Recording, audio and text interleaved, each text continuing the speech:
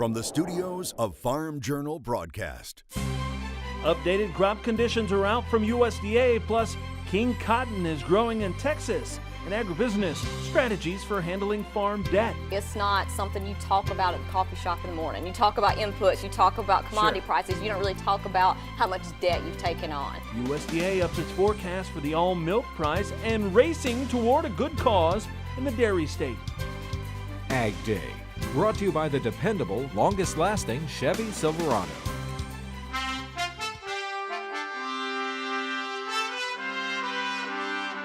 Good morning, I'm Clint Griffiths. Combines roll into Kansas to bring in this year's wheat harvest, while snowplows, roll into parts of the upper Midwest.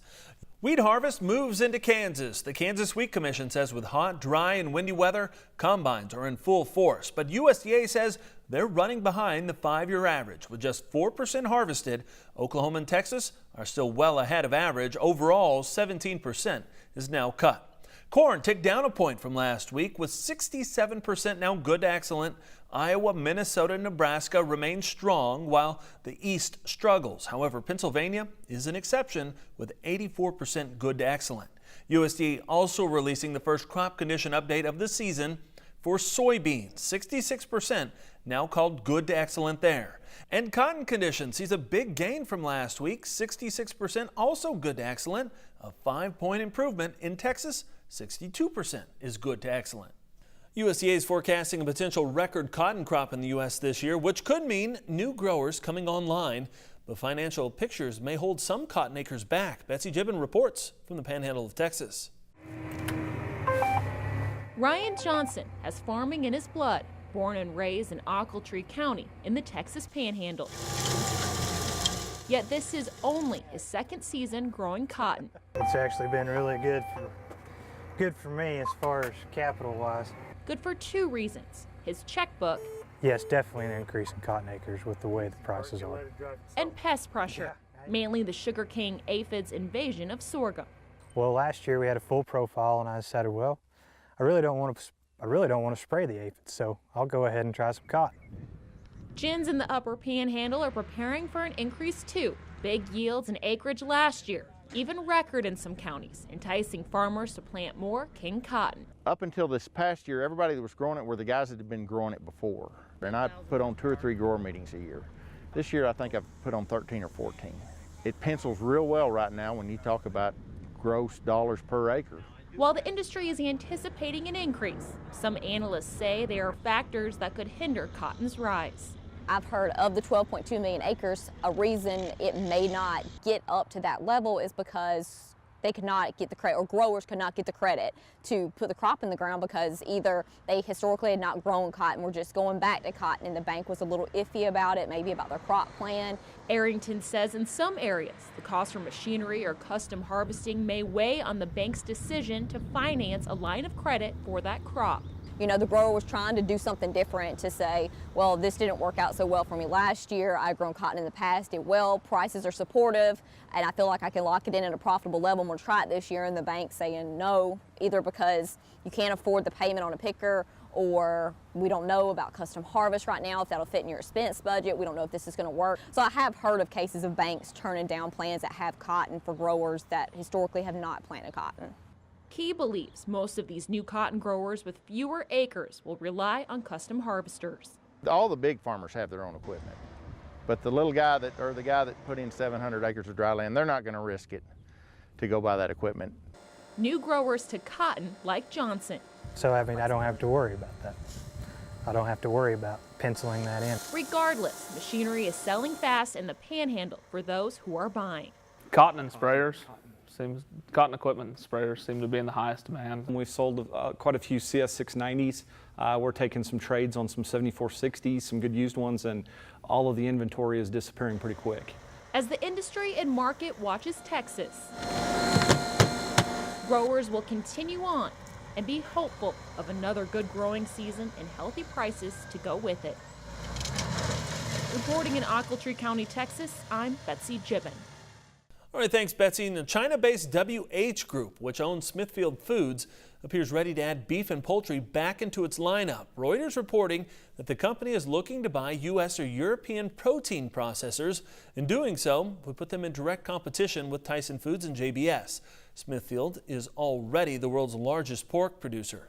Smithfield sold its beef division to JBS in March of 2008, and in September of 2010, it sold its minority interest in Butterball Turkey. In the Reuters article, Smithfield CEO said, "We're a food company. No one said that we're strictly a pork company." And the timing may be right. Last month, China agreeing to resume U.S. imports of beef, which it had blocked since 2003. Speaking of China and exports, Canada is currently outpacing the U.S. in pork sales to China, something Reuters says has only happened a handful of times in the last 2 decades. Now, according to U.S. Meat Export Federation, despite a record-breaking March and solid April for U.S. pork exports, exports to China and Hong Kong have trended below year-ago levels each month in 2017. Now, although variety meat has helped offset the muscle cut exports, some analysts say this is partly because China's domestic hog prices continue to fall. And analysts say even though the U.S. exports to China are smaller than what we've seen in the past, exports are certainly growing from where they were just 2 years ago. We need to remember that Canada exports over half of the pork they produce, though. So they're a large exporter just by nature of the fact that there's only 33 or 4 million Canadians up there eating the pork that they produce. Meanwhile, new reports showing China is slashing corn output. The latest forecast pushing the 2017-18 corn crop to its lowest level in 4 years, 211 million tons. That's more than 3.5% below last year. Drought and hail taking a bite out of planting in the northeastern region of the country. Meanwhile, street crews were pressed into action over the weekend in Minnesota after a severe storm dumped several inches of hail. The storm hitting Minneapolis Sunday morning. Some residents in suburban Coon Rapids armed themselves with snow shovels to remove the piles of hail. The storm also hit western Wisconsin. At one point, 165,000 customers were without power. Mike Hoffman has a look at this morning's crop comments. Good morning, Mike. Good morning, Clinton. Sunrise over the corn crop in Lexington, Missouri. The corn looks good with this field about shoulder high in places, but you can tell it could really use a drink. Leaves were rolled in places this weekend when temperatures reached into the 90s. And Matt Nelson in Burke County, Nebraska, sending us this photo before the rain. He says one good thing about the highs in the 90s and humidity in the 30s is that his hay dried fast. He baled in just over 2 days, which never happens for him. Now, taking a look at the weather map, you can see a system slowly moving across the western plains with a front across the Great Lakes causing some showers and storms. We'll tell you how those are moving over the next couple of days with my forecast. But first, here are some hometown temps. Visit farmjournalpro.com. Trusted analysis, professional insight. farmjournalpro.com.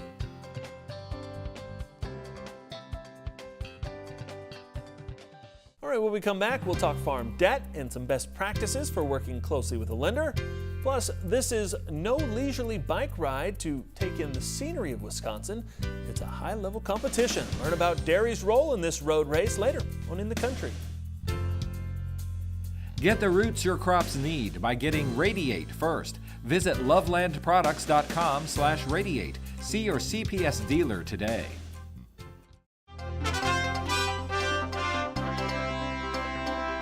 Agribusiness markets pulling back a bit in Monday's trade. Let's learn more from the floor of the CME in Chicago. It's been a lower day in the grain markets here today after some very hot weather here over the weekend. Temperatures in Chicago well into the 90s, into about the mid-90s, and then even warmer than that out in the Great Plains. A lot of expectations that we would have seen some higher prices in the Sunday night trade and spilling into Monday. But the weather forecasts for later on this week do call for some showers to develop and some somewhat more moderate temperatures to develop as well. Overall, a big turnaround here from week to week. The market looks like it has put in at least a temporary top at these levels. However, futures, especially in the corn market and also in the soybean market, very close to some pretty important support levels. So as well, and really holding those support levels so far. Livestock markets sharply lower to limit down, mostly sharply lower, with the front months of live cattle trading limit down here today. Some ideas that the cash market's about ready to give it up, although the beef market has been firm.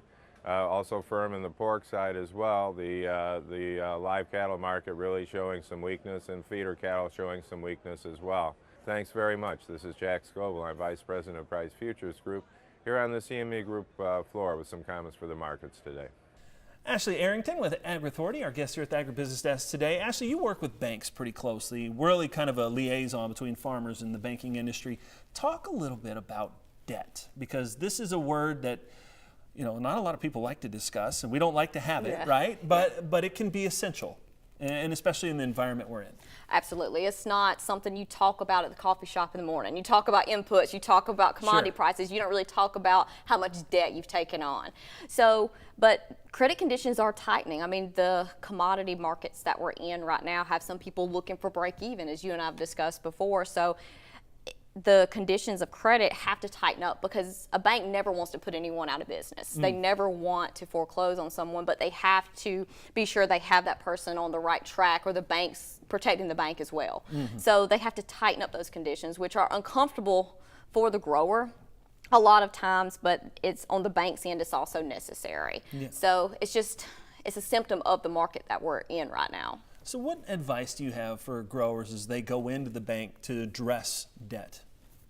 I would say be as honest and upfront about things. If you have a problem, be upfront about it. Get the bank to help you through it. Help them understand what your problem is and what they can do for you to help you fix it, because the bank wants you to succeed. They do. They don't want to put anyone out of business. They want to get paid back, and they also want to have their customer be profitable and go forward and continue to be a customer. Yeah. As far as numbers or things that you could bring that can help your case, is there anything out there that is maybe a good recommendation? Yeah, the more information, the better. I mean, if you have your cost per acre down, your break evens, have your financial statement filled out as accurately and as detailed as possible. Vague is never good. When I was working in banks, the least amount of information, and it's helpful for the customer as well. The banker doesn't have to call you as much. Your loan gets approved faster because they have all the information they need about you at their fingertips. Yeah, always good to have. The fewer calls, the better, I think. Thank you, Absolutely. We'll be back with more AgDay in just a minute. For market insights and farm debt analysis, contact Ashley Arrington at 706-699-4543 or visit agriauthority.com.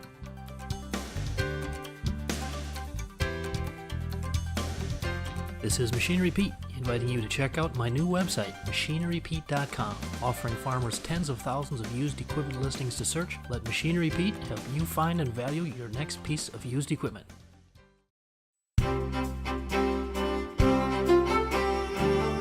Welcome back to AgDay. Our meteorologist Mike Hoffman. Mike, I think everybody's kind of waiting to see if storms and rain is going to return to the middle of the country. What do you think? Well, this is a slow-moving system, so yeah, there are going to be some showers and storms as this cold front comes east, but no, this is not a widespread soaking rain. Now, don't get me wrong, there will be some pockets that do get a soaking rain out of this system, especially near and north of the warm front, but in general, it's not going to be widespread like we were seeing a couple of weeks ago. You can see a little bit of snow there in the highest elevations, northern Rockies as well. But putting the maps into motion, storm system only slowly moving east, so it's very muggy south of this warm front, east of the cold front, and that includes a large chunk of the Corn Belt, except for maybe far northern portions of the Corn Belt.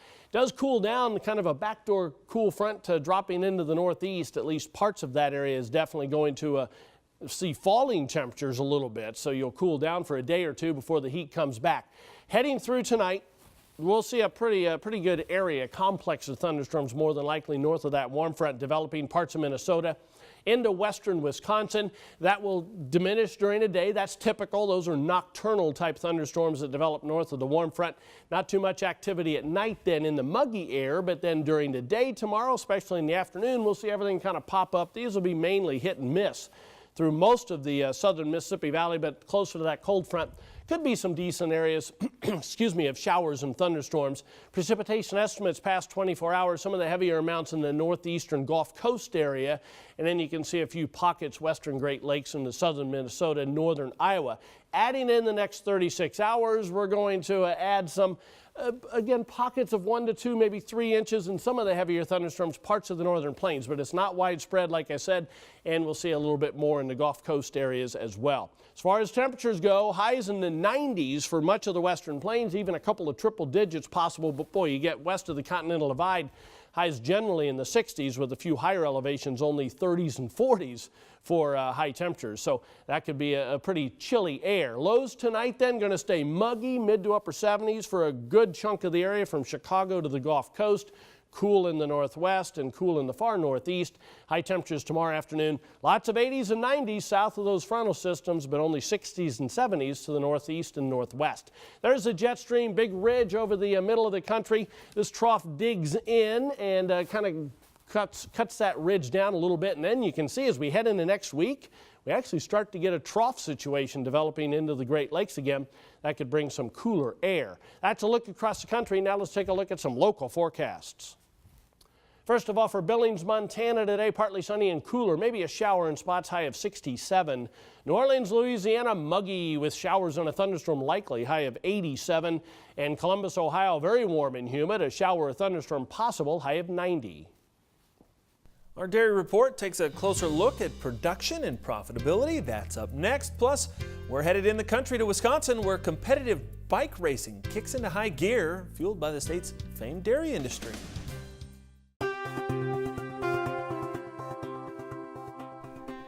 From our friends over at Milk, USDA's latest WASDE report, raising expectations for milk prices. The all-milk forecast expected to range from $17.80 to $18.20 this year and up to $19 in 2018. The increase based on higher cheese and component product prices. WASDE milk production forecast for this year and next dropping. They dropped the expected milk per cow totals, offsetting a rise in cow numbers. USDA's Economic Research Service continues to adjust production costs. It's now putting this year's average operating at roughly $13 per hundredweight. That's down about 20 cents compared to last year, nearly $2 lower than 2015. USDA researchers say dairy producers are seeing relatively low operating costs thanks to largely less expensive feed. And according to Dale Norquist at the University of Minnesota, the average dairy farm is seeing $30,000 in actual income this year. In 2007, it was $116,000. Now, last year overall, the average return for a conventional dairy cow was about $200. It was $1,400 per cow for an organic dairy. Still to come, biking for a cause in America's dairy land. Details as we head in the country.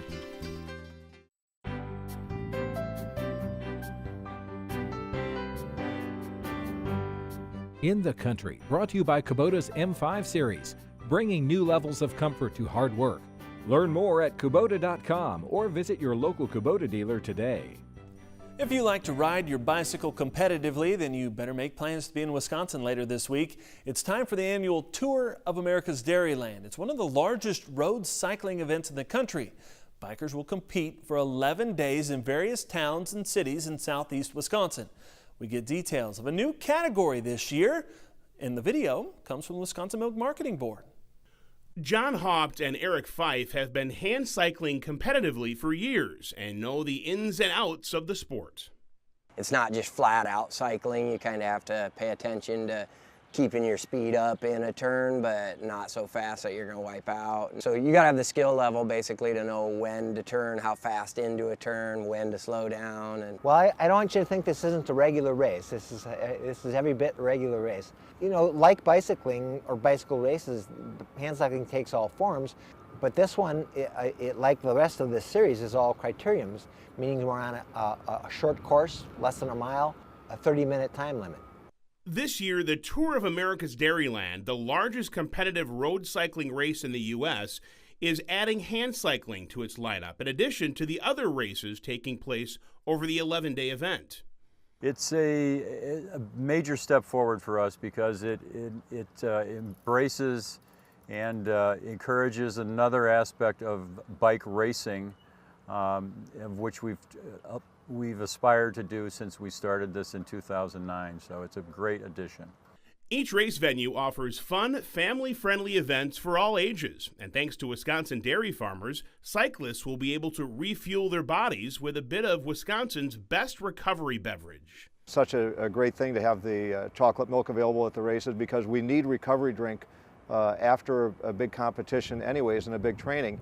And it's wholesome, it's natural, and it works. So it's something that is very good to take. And that's Wisconsin Dairy News. A new charity organization will benefit from the race. It's called Variety, the Children's Charity of Wisconsin. It will receive money from registration donations, which help provide adaptive bikes to children with disabilities.